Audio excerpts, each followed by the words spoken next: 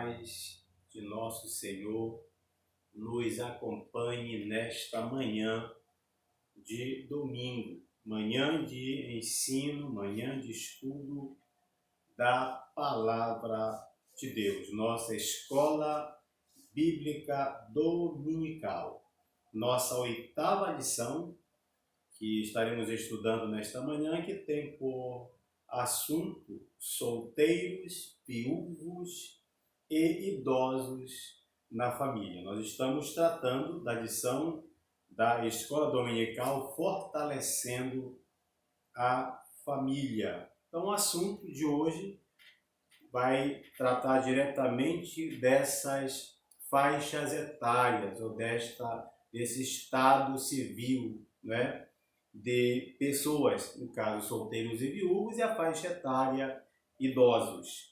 O texto-alvo diz o seguinte: porque todo que é nascido de Deus vence o mundo, e esta é a vitória que vence o mundo, a nossa fé. Está em 1 João, capítulo 5, versículo de número 4.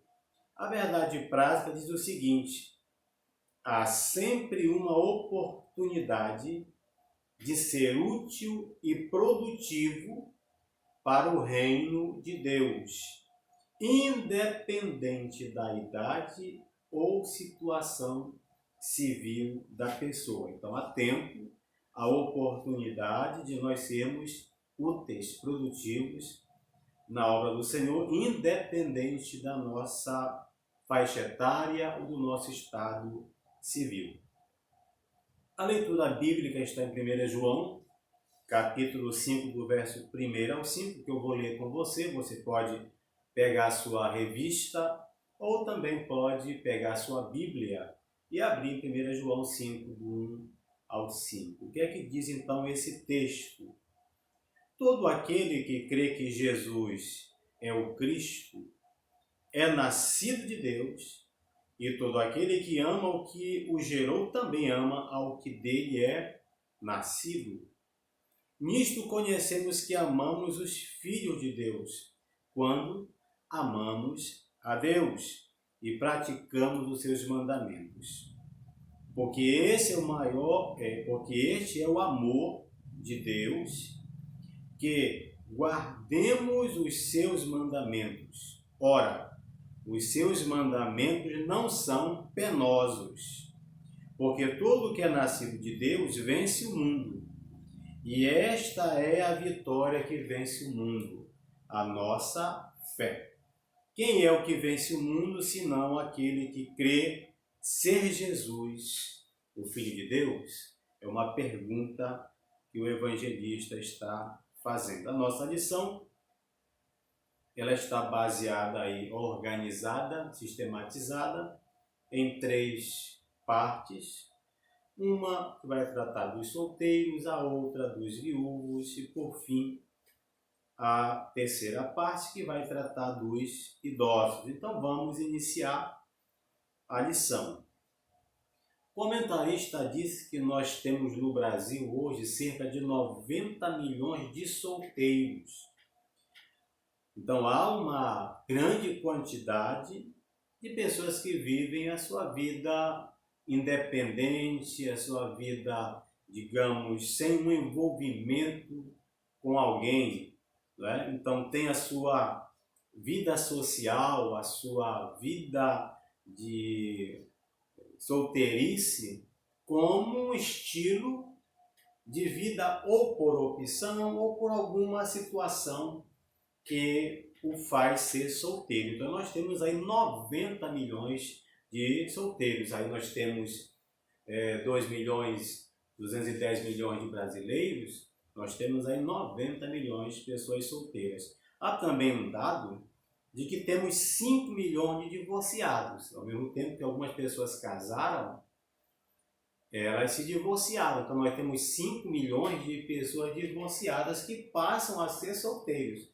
Então só os solteiros são 90 milhões, mas quem já casou e se divorciou tem mais 5 milhões aí. Então nós temos 95 milhões de pessoas solteiras. E há um dado sobre a velhice, né? A velhice diz que nós temos 12,5% de idosos no Brasil, segundo os últimos dados disponíveis pelos institutos, pelos órgãos, instituições de pesquisa nesse país.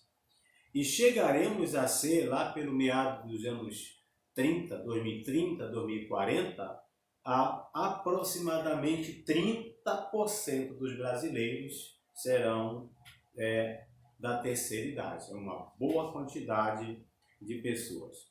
Então, o solteiro, que é a primeira parte, ele é, inclusive, e tem uma orientação na Bíblia que quem é casado cuide das coisas das coisas da sua família. E quem não é casado, cuide das coisas do Senhor, de como agradar o Senhor. O casado agrada a sua casa, a sua família, a sua esposa, seu marido. O solteiro não, ele tem que encontrar uma forma de estar cuidando, tratando e fazendo, desenvolvendo ações que venham a glorificar ao nosso Deus, né? Isso está em 1 Coríntios capítulo 7, versículo 32. Um aspecto da vida de solteiro, de repente você pode perguntar por quais razões eu estou solteiro ou essa pessoa está solteira. O nosso comentarista, ele vai apresentar alguns motivos. Ele apresenta aqui 3 motivos que levam a pessoa a estar solteira. Algo que lhe é conveniente, não é? E quais seriam esses motivos que podemos destacar para uma pessoa ser solteira? Diz o texto que a primeira questão está ligada à condição financeira limitada. Hoje, nossos tempos não permitem para algumas famílias, alguns jovens, se casarem, em razão das dificuldades financeiras, em razão dos problemas de cunho econômico, desemprego, não alocação ao mercado de trabalho, a não conclusão dos cursos de formação superior, de formação profissional. Então, esses jovens vão vão avaliando que ainda não é possível adquirir ou constituir uma família. E isso é salutar pensar desta forma, que é preciso você ter condições de sustentar a sua casa, de viver com um pouco de dignidade, ainda que seja a 2. É preciso ter condições. Então, o comentarista diz que, de repente, essa seria uma razão. A segunda razão está ligado a não deixar o convívio dos pais. Aqueles que permanecem com os pais, querem continuar com os pais, o rapaz, a moça, né, tem uma boa relação com a família, tem o seu conforto, tem a sua estrutura e percebe que, de repente, pode perder isso se vier a se relacionar com alguém, a se envolver com alguém, até para casar. E aí prefere permanecer em casa. É a comodidade de não querer sair do convívio dos pais. Existem muitas famílias, há muitos solteirões aí morando com seus pais, morando com as suas famílias, por achar que isso é suficiente, está tranquilo. E a terceira razão está relacionada àqueles que usam a desculpa ou usam o argumento que estão esperando no Senhor, né? Mas seja qual for o motivo que você esteja solteiro, é importante destacar que é preciso ter convicção para se tomar uma boa decisão. A escolha que você vai fazer, que você pode sair dessa solteirice para um casamento onde de repente você venha a ter dificuldades de relacionamento, dificuldades do ponto de vista da escolha, né? Então, a solteirice não é um problema. Você pode se manter solteiro e vamos para alguns exemplos de jovens que, mesmo solteiros, foram notáveis. Foram pessoas que foram importantes, mostraram o seu grau de maturidade, mostraram o seu grau de compromisso com Deus, com o seu reino, que é o caso aqui de alguns, de José e de Daniel. São duas figuras que mostram que é possível servir a Deus em tempo de estar solteiros. Aqui, o 1 Coríntios 7 nos fala que você, solteiro, deve agradar, procurar fazer coisas que agradam a Deus. Então, as gerações vão se modificando, né? Não é fácil, sabemos, nos dias atuais, uma pessoa permanecer solteira por muitas razões, razões até do ponto de vista sexual, mas esses dois jovens vão mostrar para nós que é preciso, independente da geração que você se encontra, se manter ligado à sua fidelidade a Deus, ao seu compromisso cristão, ao seu bem-estar enquanto igreja, mas também bem-estar enquanto fazer o bem para o reino. Daniel, vocês conhecem a história, foi um jovem vigilante, foi um jovem que passou por lutas, você conhece muito bem essa história, de ser vendido por seus irmãos, de servir como escravo, de ser perseguido sexualmente pela sua patroa, pela sua dona. Mas em todas estas situações, José permaneceu-se fiel aos seus princípios, fiel a seu Deus. Da mesma forma, Daniel, levado cativo para a Babilônia, ainda era um adolescente, um adolescente. Ele estava ali já vivendo um pouco da corte, vamos assim dizer, da nobreza de Israel, mas ele não perdeu essa sua convicção de fé, mesmo não estando mais junto com os seus. Ele é separado da sua família, separado do seu povo, vai viver com alguns jovens da sua geração, né, da sua cidadania, do seu povo, e ele vai ser testado.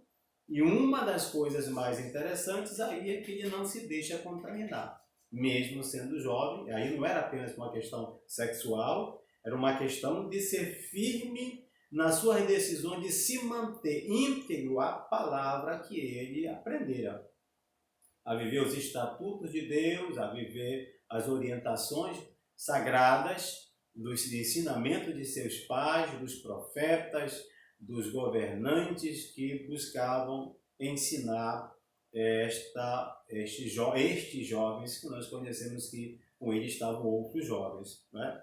Então, para o solteiro, considerando esse cenário que eu estou pontuando aqui, para o solteiro, a melhor decisão é manter-se puro e esperar com fidelidade o cumprimento das promessas de Deus em sua vida. Enquanto ele trabalha, ele faz algo para agradar ao Senhor. Então, nesse aspecto, você pode ser feliz solteiro. A solteirice, neste caso aí, não pode ser um problema para você. Deve ser uma bênção, se você pensar considerando esses aspectos que eu estou tratando com você. E há uma outra questão de respeito ao conselho, né, dos nossos solteiros. Muita gente associa, eu até já falei em uma lição anterior, que as pessoas casam para serem felizes. Eu dizia que você tem que ser feliz solteiro também. Então a felicidade ela não é está linkada, não está vinculada a uma condição civil. Se eu sou casado, eu sou feliz. Se eu sou solteiro, eu sou infeliz. Se eu sou viúvo, eu sou infeliz. Se eu sou casado, eu sou infeliz. Na verdade, a felicidade deve ser uma constante independente da sua vida, do seu estado civil. Então, associar a felicidade a um casamento pode ser perigoso. Então, atente para os seguintes conselhos. Aí vamos listar alguns conselhos que você deve adotar, você deve verificar, perceber, para que você não entre nesse discurso, não é, da felicidade e infelicidade na situação que você vive, seja civil ou de faixa etária. Primeiro, procure ser um solteiro feliz, né? Que só um solteiro feliz ele vai ter um casamento feliz. Então você vai ser feliz como solteiro e você vai ser feliz como casado. Então procure cultivar uma felicidade na sua solteirice. Louve a Deus porque você está solteiro. Segundo, mantenha-se sexualmente puro. Há muitas, digamos, possibilidades de você enveredar por práticas que vão manchar, vão ferir a pessoa do Espírito Santo, vão entristecer, e você não pode entrar nesta ciranda, a ciranda do pecado, a ciranda da imoralidade, da sexualidade, digamos, assoberbada, totalmente sem um padrão cristão. Então, você precisa ter esta tranquilidade, você precisa cultivar amizades sadias, pessoas que possam, digamos, lhe ajudar. Se envolva com pessoas que possam ajudar você, de aconselhar, pessoas que possam lhe fortalecer a fé. Cuidado com as amizades nesse período, cuidado com as pessoas que lhe aconselham, tenha cuidado. Envolva-se na obra. A obra de Deus ela é muito importante, existe muita coisa. A Bíblia diz que a seara ela é grande e poucos são os trabalhadores. E você precisa ser um desses trabalhadores. Então se envolva, você está solteiro, se envolva na obra, mantenha a obra de Deus na sua mente, trabalhando. Você pode trabalhar para você, desenvolver a sua profissão, mas encontre um espaço para você também se envolver na obra. Louve a Deus por estar solteiro, não reclame por você estar solteiro. Louve a Deus por essa condição. Não se precipite, não tome decisões precipitadas por conta da porque você está solteiro, não é? E não permita que lhe coloquem rótulos. O jovem está solteiro, está encalhado, vai ficar para titia, moça velha, moço velho, rapaz velho. Não deixe que isso venha trazer algum tipo de tristeza, algum tipo de dificuldade para você se identificar com uma pessoa feliz. Não deixe que essas expressões que, digamos, venham ser lançadas sobre você para tentar lhe apressar, não deixe que isso seja importante ou influencie a sua decisão de permanecer solteiro. Louve a Deus por você estar solteiro. Então, alguns homens da Bíblia, você pode ver aí como nós temos Marta, Paulo, Jesus, Maria, Lázaro, Timóteo, Tito, são exemplos de pessoas que foram solteiros e foram muito abençoados porque se dedicaram à obra, certo? O nosso tópico 2 fala dos viúvos. Os viúvos, eles são pessoas que já tiveram uma vida sexual, uma família, uma esposa, e agora, por uma situação de morte, que a Bíblia nos mostra que a morte separa o casal, então nós temos uma questão de que, morrendo o cônjuge, você passa a enfrentar o que nós chamamos de viuvez. E a viuvez é um tempo difícil, porque às vezes você viveu aí 10 anos, 20 anos, 30 anos com esta pessoa, e agora você se encontra sozinho, ou sem esta pessoa que foi o seu amparo, seu companheiro ou companheira, que compunha aí o seu lado, né? A outra parte da sua vida.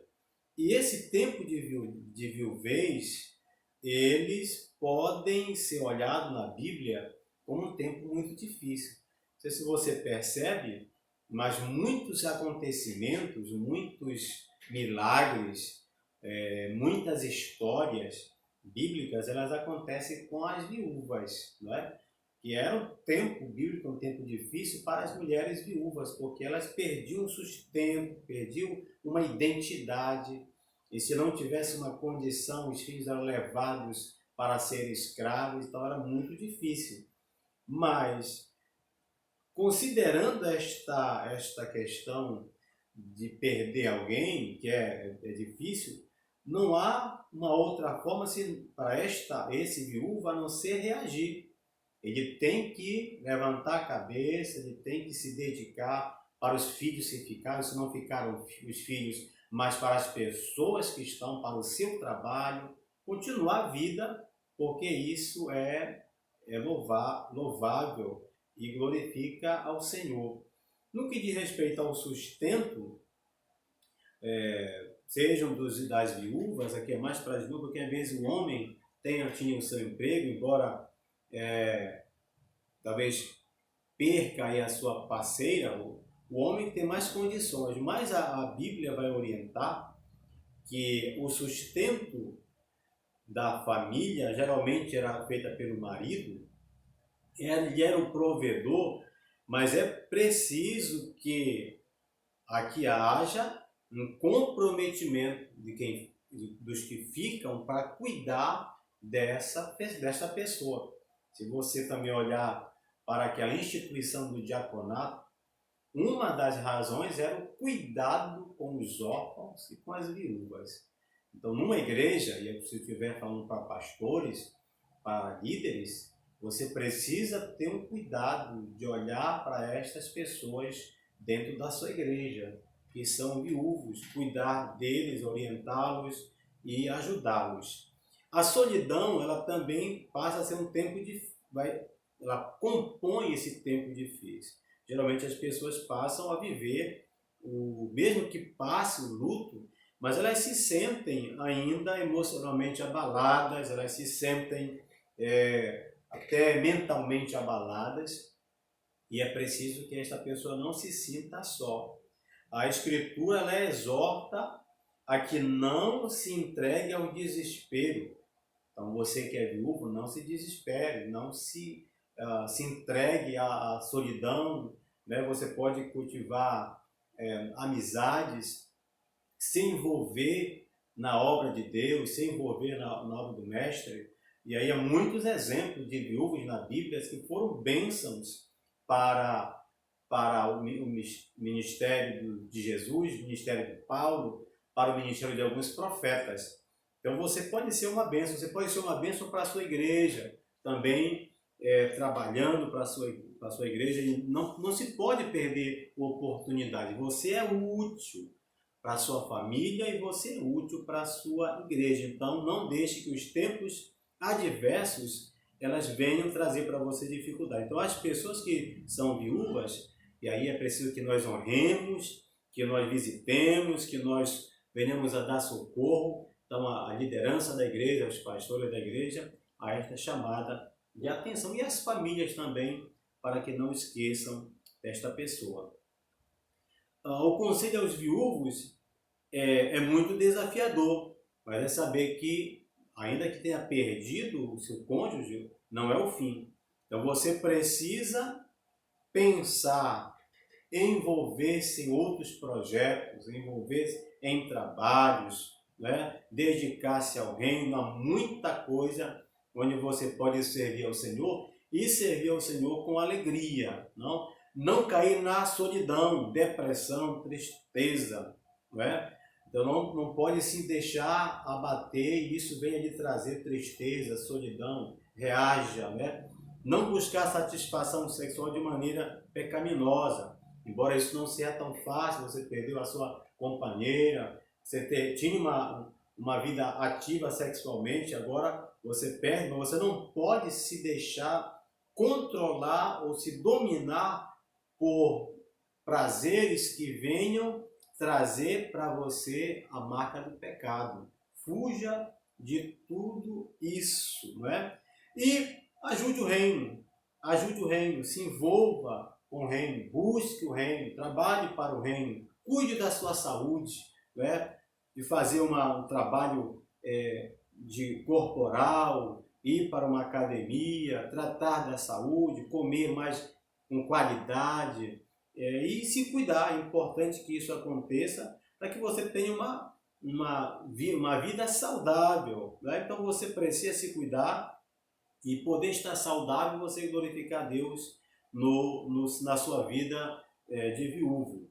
E se você, por alguma razão, não pode ficar solteiro, então que você, de alguma forma, busque um outro casamento, porque você agora está livre para se casar. Porém, faça isso com muito cuidado, sem precipitações, né? Sem você trazer conflitos para a sua família. Veja como é que estão os sentimentos dos seus filhos, dos seus parentes que ficaram, dos parentes da sua esposa ou do seu esposo.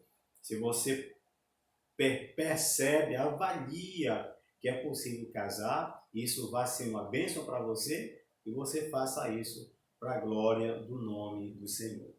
E aí, nós vamos para o tópico 3 e o último tópico que fala dos idosos, né? A chamada terceira idade, a plena idade, a melhor idade, né? Onde todos chegaremos, se Deus quiser, né? Até alguns que já falam na quarta idade, que são aqueles que estão aí com 85 anos, 90 anos. Temos pessoas na nossa igreja que já chegaram há 100 anos, por exemplo, que é o caso do nosso irmão em Cristo e maestro da Assembleia de Deus em Belém, pastor Pignésio Soares, com 100 anos de idade. Que bênção! Então, são pessoas que já estão na quarta e até na quinta idade, né? Então, louvado seja o nome do Senhor pelos idosos. E a igreja precisa ter esse cuidado com esta faixa etária.